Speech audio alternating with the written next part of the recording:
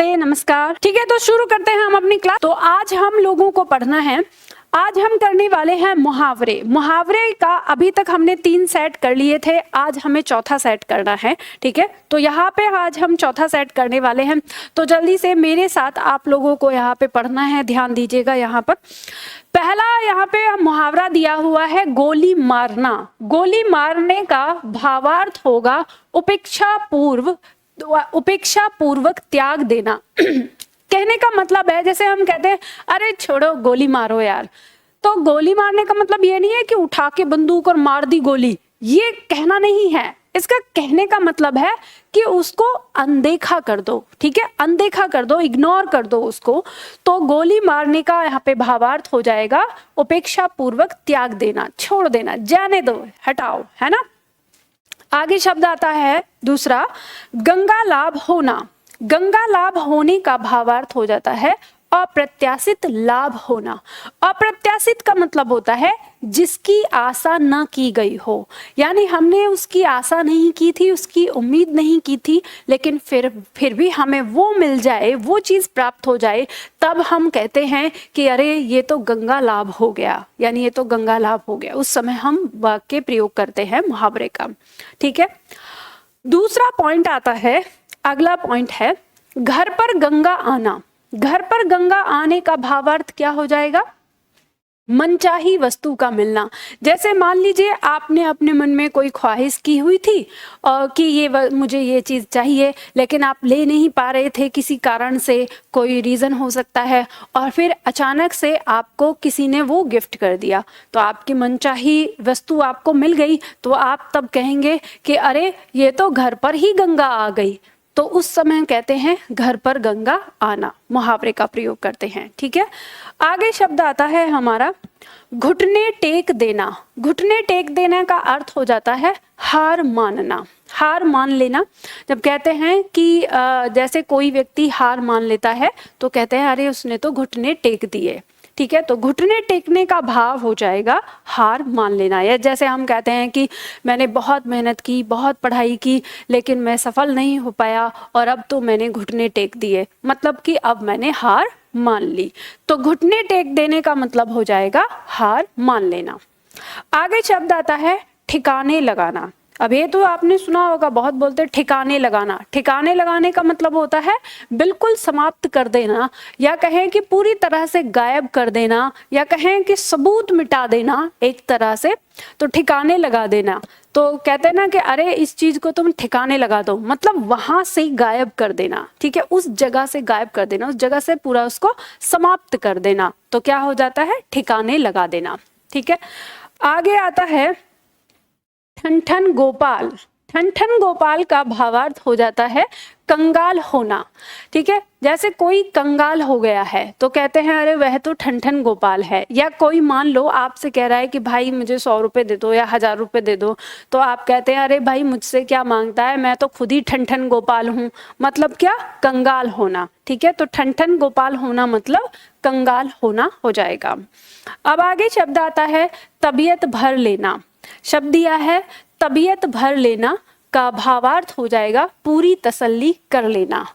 जैसे हम कहते हैं कि मान लो कि आप कुछ कोई मकान देखने के लिए गए, या आप कोई सामान खरीदने के लिए गए, तो आप जैसे उसे चेक कर रहे हो, देख रहे हो, तो आपसे दुकानदार कह रहा है कि देख लो, आप पूरी तसल्ली कर लो, यानी पूरी तबीयत भर लो अपनी, देख के, इसे चेक करके। तो उसे कहते हैं कि जब हम पूरी तसल्ली करते हैं किसी चीज की, जांच पड़ताल करके, तो उसके लिए प्रयोग करते हैं तबीयत भर लेना।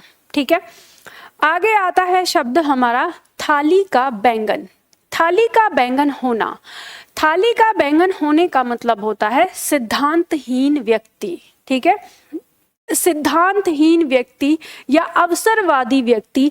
अब देखो ध्यान रखिएगा, जो ये भावार्थ यहाँ पर दिए हुए हैं, इन भावार्थ का मतलब ये नहीं होता कि आपको परीक्षा में सेम टू सेम मिलेगा, इसके आसपास इर्द गिर्द मिलेगा, तो इसलिए आपको समझना है ना। तो सिद्धांतहीन व्यक्ति या अवसरवादी व्यक्ति के लिए हम क्या कहते हैं कि ये तो थाली का बैंगन है। जैसे मान लो आपका कोई दोस्त है, आपने उससे कहा कि भाई तू मेरे साथ ही रहना हमेशा।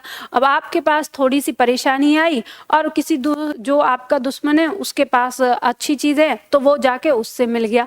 तो मतलब क्या है कि आपसे बातचीत आपसे कह के भी क्या हो गया, सिद्धांतहीन, यानी उसका अपना कोई सिद्धांत नहीं है, जहाँ अवसर देखा वहाँ पे उधर हो गया। तो उसे कहते हैं थाली का बैंगन। जैसे थाली में रखा हुआ बैंगन थोड़ा सा ऊपर नीचे करोगे तो उधर ही लुढ़क जाएगा ना, तो ऐसे इसलिए कहते हैं। तो थाली का बैंगन का भावार्थ हो गया सिद्धांतहीन, जिसका कोई सिद्धांत नहीं है, जिसकी अपनी कोई बात नहीं है। ठीक है, फिर आगे शब्द आता है थूक कर चाटना। तो थूक कर चाटना यह भी एक इसी तरीके से होता है कि जो अपनी बात पर न टिके। ठीक है, तो इसका भावार्थ हो जाए कहकर मुकर जाना। मतलब पहले तो कह दिया था कि हाँ मैं तुम्हारी मदद कर दूंगा, और फिर जब बात अवसर आई तो कहा मैंने कब कहा था ऐसा, मैंने तो कहा ही नहीं। तो मतलब क्या हुआ, इसको कहते हैं अरे थूक कर चाट लिया। तो थूक कर चाटना का मतलब हो जाता है कि अपनी ही बात कहकर मुकर जाना और ये कहना कि मैंने तो कहा ही नहीं। तो एक तरह से वादा खिलाफी करना, यानी वादा जो किया था वो तोड़ देना, उसके लिए प्रयोग करते हैं कि थूक कर चाटने वाला, कह रही है तो थूक कर चाटने वाला व्यक्ति है। ठीक है, आगे शब्द आता है अगला पॉइंट, दिल छोटा करना। दिल छोटा करने का भाव हो जाता है उदास होना। कई बार आपने देखा होगा, जैसे मान लो आपका छोटा भाई बहन या कोई हो और उसने आपसे खिलौना मांगा। अब आपके पास उस समय पैसे नहीं थे तो आप क्या बोलते हैं उससे, अरे दिल छोटा मत करो, मैं तुम्हें कल दिला दूंगा। तो मतलब दिल छोटा करना मतलब उदास होना। ठीक है, तो उदास होना आ जाएगा। आगे शब्द आता है हमारा दांत खट्टे करना। दांत खट्टे करने का भावार्थ हो जाएगा पराजित करना या बुरी तरह से हरा देना। ठीक है, पराजित करना या हरा देना, बुरी तरह से हरा देना। ऐसे किसी के दांत खट्टे करना, तो जैसे हम कह सकते हैं कि पांडवों ने कौरवों के दांत खट्टे कर दिए युद्ध में, है ना, ऐसे। तो मतलब क्या किया, हरा दिया उन्हें। ठीक है, आगे शब्द आता है दीपक तले अंधेरा। दीपक तले अंधेरा होना का अर्थ हो जाएगा अपने दोष स्वयं न देखना या अपना दोष स्वयं को नहीं दिखाई देना। तो दीपक तले अंधेरा का प्रयोग हम करते हैं कि जहाँ पे मतलब जो सबको ज्ञान दे रहा है, जैसे मान लो कि कोई व्यक्ति है वो सबको ज्ञान दे रहा है और उसके अपने घर में जो लोग हैं वही उसका मजाक बना रहे हैं या उन्हें ही उस चीज का कोई ज्ञान नहीं है और वो दूसरों को दृष्टांत दे रहा है। तो तब कहते हैं अरे दीपक तले अंधेरा, तुम पहले अपने ही घर में रोशनी कर लो, है ना। तो दीपक तले अंधेरा मतलब अपना दोष स्वयं को ना दिखना। आगे शब्द आता है दूर की हाँकना। दूर की हाँकना का मतलब होता है बढ़ा चढ़ाकर बातें करना या बेवजह की बातें करना या बनी बनाए मतलब बातें बना बना के करना। तो जैसे कुछ लोगों के आगे मतलब कुछ लोगों के अंदर इस तरह की आदत होती है कि वो बड़ी बड़ी हाँकते रहते हैं। ठीक है, तो तभी दिया है कि दूर की हाँकना मतलब बहुत बड़ी, अरे हमारे दादा ये थे, हमारे दादा वो थे, ऐसे ऐसे करते हैं ना दूर की, या मैं तो ये हूँ, मैं तो वो हूँ, दिखाता अपना कुछ नहीं है लेकिन बातों में बहुत बड़ी बड़ी बातें करना। तो दूर की हाँकना मतलब बढ़ चढ़ के बातें करना कहलाता है। अब आगे शब्द आता है हमारा नाक कटना। नाक कटना का अर्थ हो जाता है अपमान होना। जैसे कहते हैं किसी का अपमान हो गया, ठीक है, कोई बात कर रहा है और किसी का अपमान हो गया तो बाद में बोलते हैं अरे उसकी तो नाक कट गई, या उसका अपमान किया, मेरी तो नाक कटवा दी। या ऐसे आपने देखा होगा कि मान लो जैसे अभी 10th 12th के रिजल्ट आ रहे, तो बच्चे के अगर रिजल्ट कम आ गया, नंबर कम आया उसका, तो कहते हैं अरे इसने तो हमारी नाक कटवा दी। तो नाक ऐसे थोड़ी ना लेके नाक कटवा दी, मतलब क्या हुआ, अपमान हो गया दूसरों के सामने कि भाई उसके बच्चे के ज्यादा अंक आ गए, हमारे बच्चे के कम आ गए, तो हमने ये बेइज्जती महसूस कर ली अपने आप ही। होता कुछ नहीं इन सब चीजों में, पर हम ऐसा महसूस कर रहे हैं, है ना। तो वही हो गया कि नाक कटना मतलब अपमान होना। आगे शब्द आता है अंक भरना। अंक भरना का अर्थ हो जाता है गोद में लेना या लिपटा लेना। अंक कहते हैं हम गोद के लिए, ठीक है, गोद को भी कहते हैं। तो अंक भर लिया कि उसे गोद में ले लिया या उसे गले लगा लिया, लिपटा लिया, ठीक है, तो ये अंक भरना हो जाता है। तो ये मुहावरे हमने देखे। एक बार मेरे साथ बोलना है आप लोगों को, हम दोहराएंगे इनको जो भी हमने पढ़ा है, ठीक है, भावार्थ हम इनको दोहराते हुए करेंगे, ठीक है। तो चलो मेरे साथ बोलना है, मैं मुहावरा बोलूंगी, आपको उसका अर्थ बोलना है। गोली मारना का अर्थ होगा उपेक्षा पूर्वक त्याग देना। गंगा लाभ होना का भावार्थ होगा अप्रत्याशित लाभ होना। गंगा घर पर गंगा आना का फिर से घर पर गंगा आने का भाव होगा मनचाही वस्तु का मिलना। घुटने टेक देने का होगा हार मानना, ठीक है। ठिकाने लगाने का भावार्थ होगा बिल्कुल समाप्त कर देना। ठन गोपाल का भावार्थ होगा कंगाल होना। तबीयत भर लेना का भावार्थ होगा पूरी तसल्ली कर लेना। थाली का बैंगन का भावार्थ होगा सिद्धांतहीन या अवसरवादी व्यक्ति, ठीक है। थूक कर चाटना का भावार्थ होगा कहकर मुकर जाना, यानी अपनी ही बात को भूल जाना या मना कर देना। दिल छोटा करने का भावार्थ होगा उदास हो जाना। दांत खट्टे करने का भावार्थ होगा पराजित करना। या दीपक तले अंधेरा होने का भावार्थ होगा अपने दोस्त स्वयं न देखना। दूर की हाँकना का भावार्थ होगा बढ़ चढ़ कर बातें करना। नाक कटना का भावार्थ होगा अपमान होना।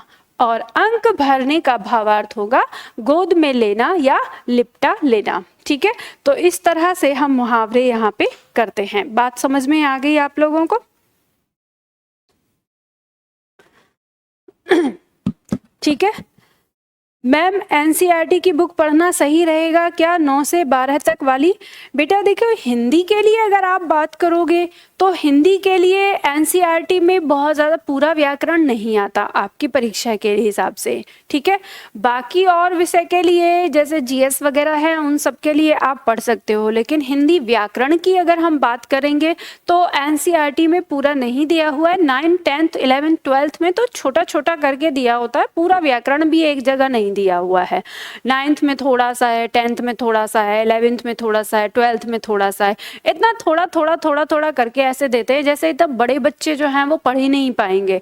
तो उसमें नहीं, आपको एक अलग से रहेगा, अलग से जो आप अगर मेरी क्लास लेंगे तो फिर उसमें आपको सारी चीजें मिल जाएंगी, बाहर की बुक पढ़ने की जरूरत नहीं है।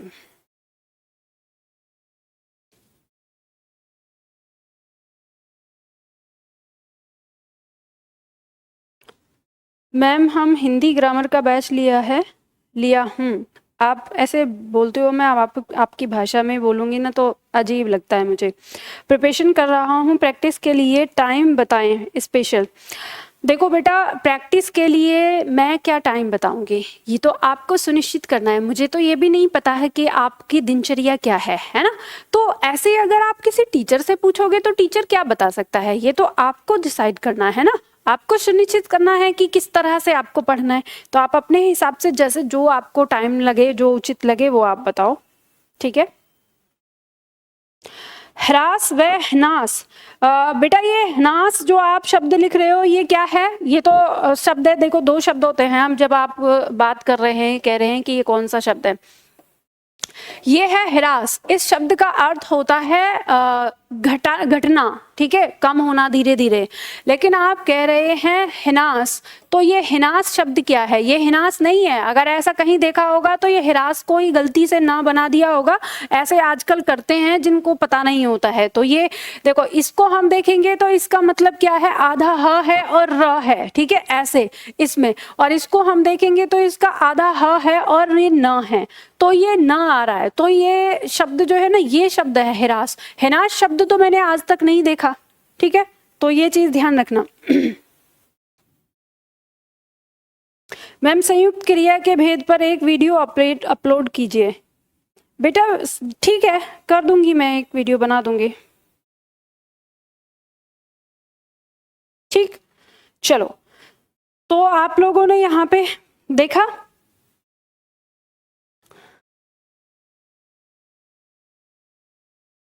ठीक है। तो आज की क्लास में हम लोगों ने मुहावरे का चौथा सेट किया। अब इसी तरह से हम आगे भी सेट करते रहेंगे। तो आज के लिए इतना ही, फिर मिलते हैं अगली वीडियो में अगले टॉपिक के साथ। ठीक है, ओके।